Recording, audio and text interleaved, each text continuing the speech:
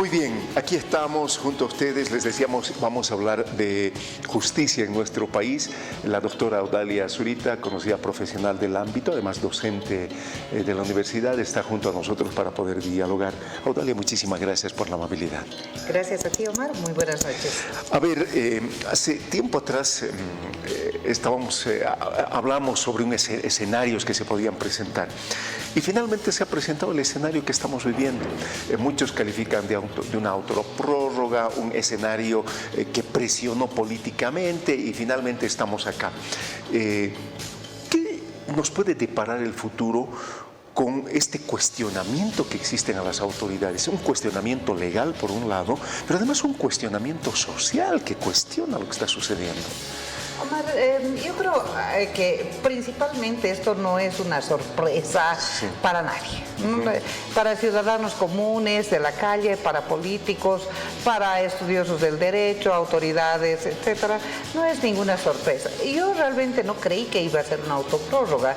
Pensé que el gobierno, que es un órgano político, iba a emitir alguna disposición, como un decreto, por ejemplo, o que iban a sacar alguna disposición del Ejecutivo para nombrar a otros magistrados o prorrogarlos. Pero viniendo de técnicos entendidos en derecho, claro, resulta un poco contradictorio con su propia obligación de actuar técnicamente. Sin embargo, bueno, se veía venir. Eso estaba anunciado. Esto es como el lobo feroz que venía y llegó. Entonces, pero no creo que cambie mucho la situación, porque creo que los sectores políticos, los partidos políticos, las organizaciones civiles han abandonado un poco esta lucha por la justicia, y eso se ha notado cuando no han apoyado la iniciativa ciudadana que nosotros hemos propuesto a la ciudadanía, más allá de los arrepentimientos, porque tengo certeza que a esas alturas los partidos políticos deben estar arrepentidos, y don propio Evo Morales debe estar muy arrepentido porque él ha jugado a que esos magistrados que iban a ser prorrogados eran su gente, él los ha designado, y ha jugado una lealtad inexistente. A estas alturas debe estar arrepintiéndose. Pero más allá de eso, creo que en general hay cierta desidia respecto a la justicia.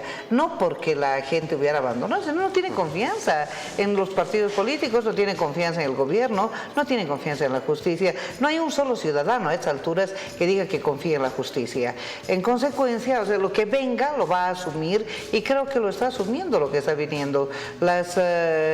Los anuncios de movilización no creo que sean muy exitosos, precisamente por esta circunstancia. Más allá, no estoy diciendo que la gente lo acepte, no estoy diciendo tampoco que esto sea legal o sea correcto. Es absolutamente inconstitucional, es incorrecto, es sobre todo, creo que los magistrados han cometido delitos a sabiendas de que, la prohibición que hay en la Constitución, a sabiendas que la Administración de Justicia exige un atributo que se llama imparcialidad. Ellos han actuado para sí mismos, se han arrogado. Creo que es uno de los primeros o el único caso en el planeta que se ha dado. Es la única.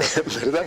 A ver, Audalia, yo quisiera comenzar a desagregar esto. Primero, en el ámbito jurídico, ¿qué efectos puede tener? Porque hablamos solo mirando la parte política en general, pero yo quisiera que hablemos de la parte, no sé, del pueblo en general que es litigante, etcétera. ¿Qué efectos puede tener en toda esta gente que hayan cuestionamientos? Podemos pasar la legitimidad, pero cuestionamientos legales de la pertinencia de esas autoridades judiciales en esos puestos. Bueno, creo que no es suficiente el análisis jurídico, no, porque jurídicamente esto es deleznable. ¿Pueden salir afuera, al exterior? Puede salir, claro que sí, porque no solamente es un órgano que se ha arrogado atribuciones que no le corresponden. En consecuencia, pueden acudir a cortes internacionales jurídicamente. Socialmente, creo que, o en el plano, digamos, de la litigación, en el ámbito de procesal propiamente, sí, de la litigación, van a haber muchos cuestionamientos a los fallos que se dicten. Y estos, o sea, con mayor frecuencia van a salir también a las cortes internacionales. La gente no va a aceptar fácilmente un fallo negativo que pueda emanar de estos tribunales que desde luego se han autoprorrogado ilegalmente. Y esto, claro, naturalmente, como algunos políticos dicen, esto podría significar, y jurídicamente también, daños al Estado, es decir, porque regularmente en ámbitos externos el Estado es el que se hace responsable de estas circunstancias. Debería ser así. Sin embargo, la Corte Interamericana de Derechos Humanos ha emitido diferentes fallos que dice que las responsabilidades económicas que emanan de ese tipo de decisiones deben ser trasladadas a quienes las emitieron, es decir, hay que repetir los daños que se ha ocasionado.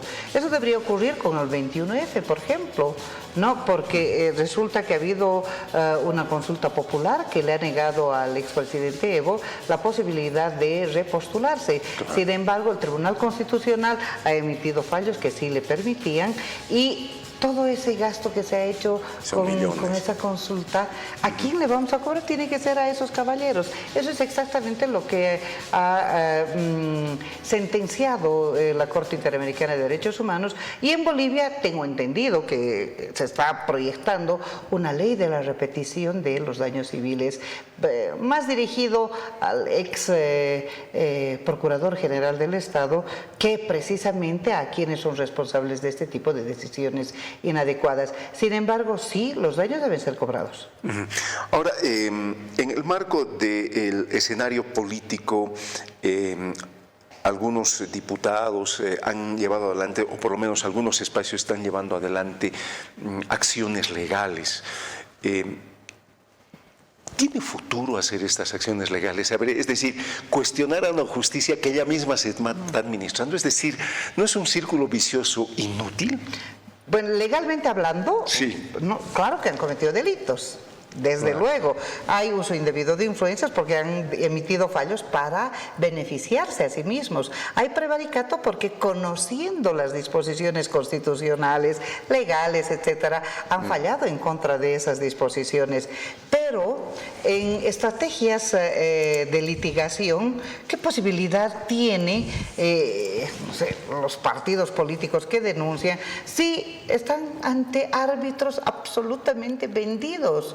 Ministerio Público está fingiendo. Esto es una farsa, creo que es una farsa. Y asistimos a representaciones teatrales y los partidos políticos conocen eso. Salen a la opinión pública y dicen, esto es imprescriptible, pero les van a rechazar, van a cesar los casos. ¿Cuántos casos han cerrado así? Entonces, no tenemos jueces imparciales, no tenemos fiscales objetivos. En consecuencia, no hay ninguna posibilidad que estas acciones jurídicas tengan suerte, vayan más allá. Seguramente más adelante podrán reabrir si es que cambian las condiciones políticas, pero están peleando para eso. Todo esto tiene que ver con el manejo del poder. El señor Arce está haciendo todo esto y apostando no solamente los recursos económicos del país, sacrificando la institucionalidad estatal, que es lo que más estamos perdiendo con este tipo de fallos. Estamos perdiendo confiabilidad frente a la gente y, como decía, la gente se ha vuelto anodina una vez que se conocen este tipo de fallos, y ante la desesperanza de la reforma judicial se ha vuelto anodina. Pues se está sacrificando todo esto para mantenerse en el poder. Si se mantiene en el poder, no hay ninguna posibilidad de que este tipo de procesos prosperen. El presidente de la Cámara de Senadores hoy habló de que hay intención de que las elecciones vayan hasta el año 2026. ¿Tú crees que es así? No tiene fecha límite, ¿no? Ese fallo que han emitido no tiene condiciones de ninguna naturaleza. Es abierto totalmente. Es abierto. No tiene un mandato ni una conminación a la Asamblea Legislativa. Pueden quedarse como 2 meses, 3 meses o 6 años, 10 años. O 6 años, exactamente. Podrían quedarse todo el tiempo del mundo. Y esto es perverso para nuestra justicia. Totalmente perverso. Como habíamos dicho, la gente ya sumado a su desesperanza respecto de la justicia, ha llegado este fallo que los ha vuelto totalmente anodinos a la ciudadanía. Ahora, en los alcances de lo que está sucediendo, ¿tú ves alguna salida política? Creo que la salida política tiene que ver con un acuerdo con los partidos políticos y tiene que ver con cambiar a estas autoridades de las altas cortes por gente que goce por lo menos algo de legitimidad. Si se va a sacrificar la institucionalidad y se va a fallar o se va a actuar en contra de la Constitución, por lo menos que sea aceptable para la ciudadanía, que tenga algo de confianza en personas que gocen de alguna legitimidad, reconocimiento. Para eso están las organizaciones civiles también, colegios de abogados, están organizaciones civiles que de alguna forma pueden aportar con gente representativa para que puedan cumplir esa función. Pero sobre todo, creo que un acuerdo nacional tiene que pasar por garantizar las elecciones judiciales o cambiar la Constitución. Nosotros como iniciativa ciudadana hemos puesto a disposición de la Asamblea Legislativa, del órgano ejecutivo y de los partidos políticos el proyecto que hemos hecho, y eso se puede ejecutar ya no seguramente con una consulta como habíamos, con un referéndum popular, pero sí con ley de reforma de la Constitución. ¿Por qué no lo podrían hacer? Solamente tienen que ponerse de acuerdo, tiene que haber voluntad política para ello, y es lo que está faltando. Pese a que, porque si tú haces una lectura política, es decir, el MAS parece que se hubieran vuelto dos partidos políticos. La oposición también está dividida, pero de todas maneras la representación política, por lo menos en instancias del legislativo, no es de la capacidad abrumadora que existía antes para el gobierno. Ahora tiene algunas limitaciones, ejemplo de ello es el Senado, y la última elección, me comentó ayer precisamente el diputado Carlos Alarcón, es la última votación que hemos hecho en diputados, les hemos ganado, y por mucha diferencia. ¿Tú crees que eso pueda dar alguna posibilidad de políticamente comenzar a manejar? No hay 2/3. No hay 2/3, sí. Claro. La mayoría de estas decisiones involucran 2/3 o tienen que tener la votación de 2/3 y no hay. Pese a estas divisiones, etcétera, no hay 2/3. Peor todavía, tenemos unas representaciones legislativas oportunistas, han sido elegidos por un partido y apoyan al MAS, etcétera, se han dividido, tienen intereses no ideológicos, son intereses personales que están de por medio. Entonces, claro, con en esas condiciones y con representantes nacionales de tan baja moral y tan baja calidad, no podemos confiar en un acuerdo. Y quería ir a eso, Audalia, porque ¿cómo los podemos evaluar? ¿Cómo podemos evaluar a personas que, porque en el ejercicio de un cargo en el que están, es decir, administrar la justicia, debería encontrarse gente altamente ética, de principios, de valores y de moral intachable?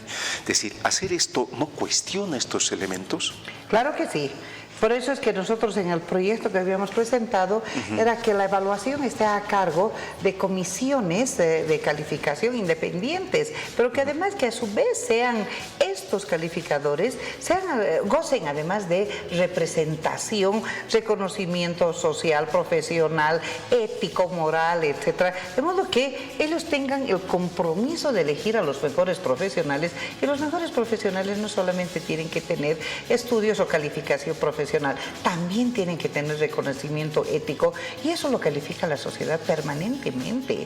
No todos los abogados gozan de un reconocimiento ético, la mayoría lamentablemente no lo tiene, la mayoría se aplazaría si tuvieran que calificar las organizaciones civiles. Creo que en este caso no tenemos ninguna posibilidad, conforme está la normativa y la propia Constitución, no tenemos esa garantía. Ahora, se han producido ya un par de renuncias.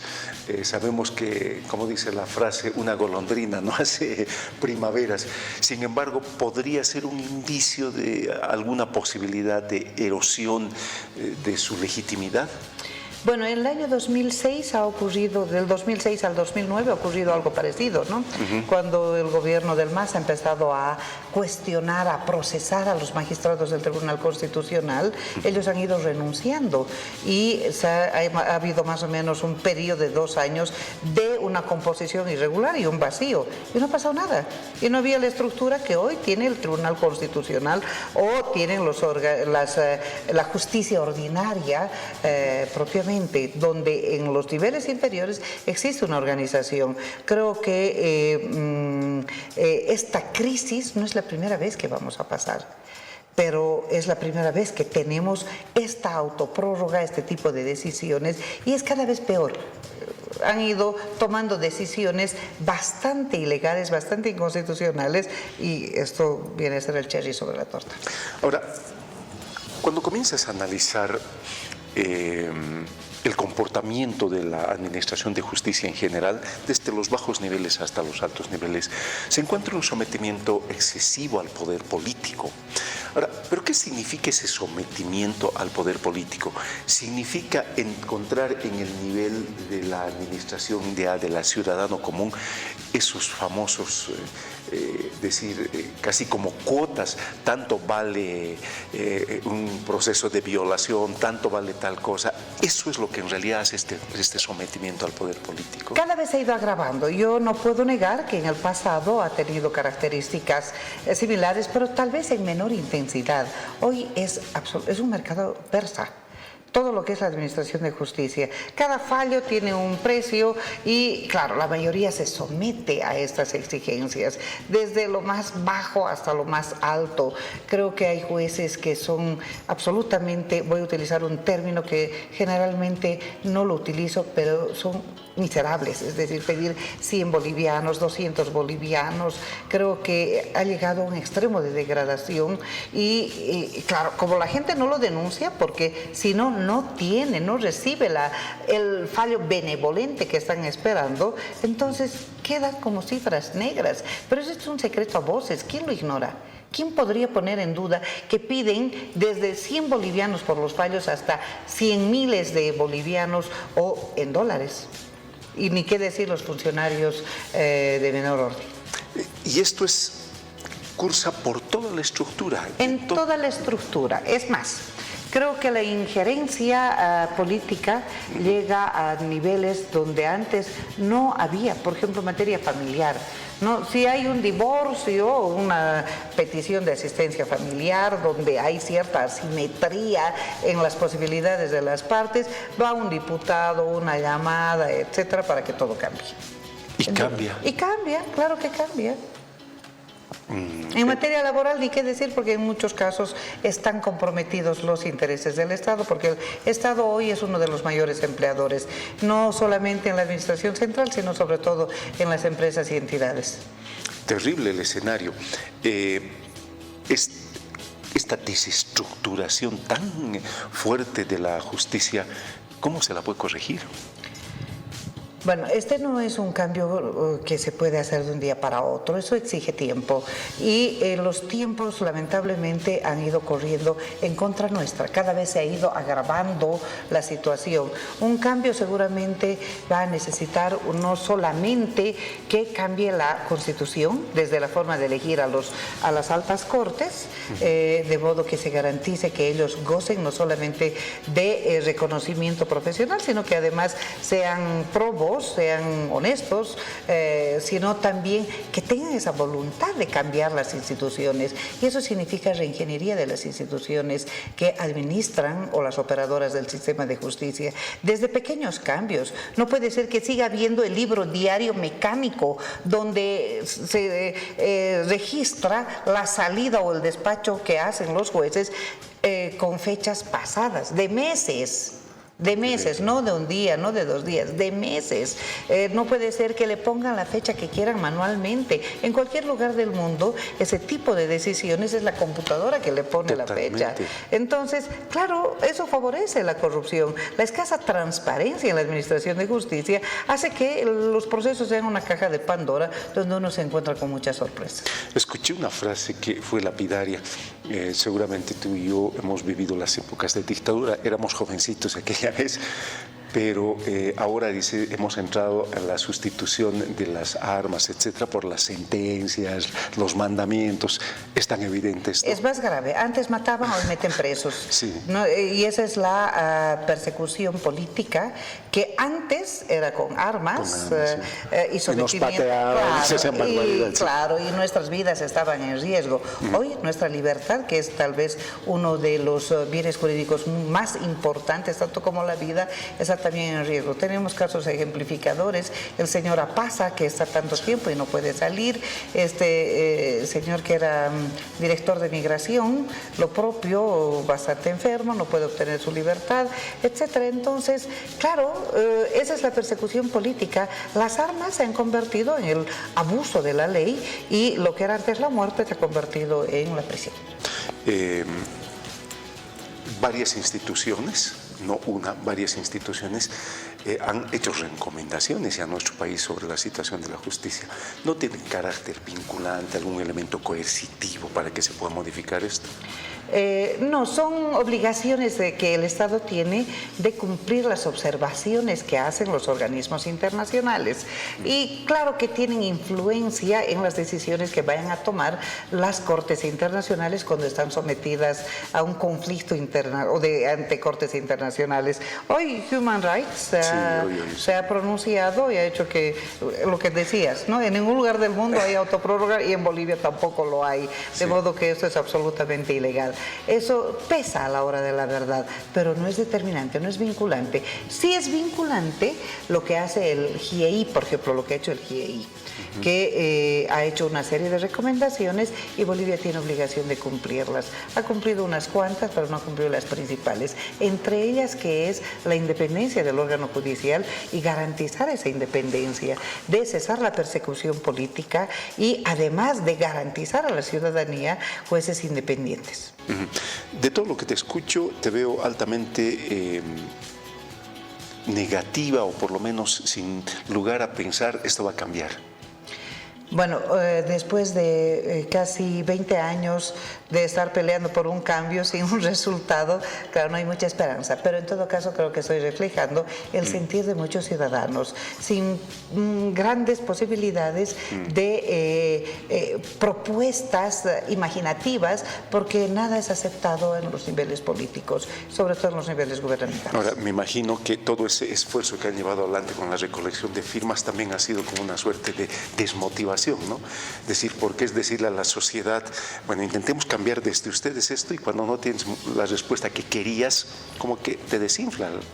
Sí, nosotros más allá de la desmotivación por la indiferencia de la ciudadanía, creo que hemos logrado constatar la indiferencia de las organizaciones políticas, que no han apostado por el único instrumento, la única posibilidad, el único mecanismo de lograr un cambio en la Constitución para garantizar jueces independientes. Pero sobre todo también hemos podido constatar que el manejo del poder es muy abusivo, es tan grande y todos sus recursos están destinados a pagar sicarios políticos que perjudican, molestan, que nos han agredido frecuentemente mientras recolectábamos las firmas.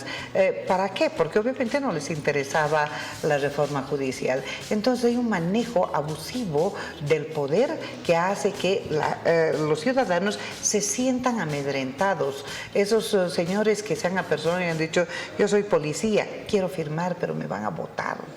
No, soy militar, nos han dado esta instrucción. O mi hijo, mi hija trabaja en la administración pública. Si yo firmo, no va a poder continuar trabajando.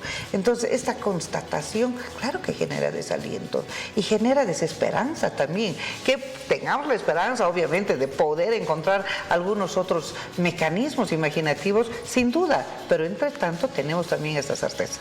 Audalia, muchísimas gracias por la amabilidad. Con todo gusto, Omar, cuando gustes. Muchísimas gracias. La doctora Audalia Zurita es reconocida profesional de nuestro medio y docente de Derecho.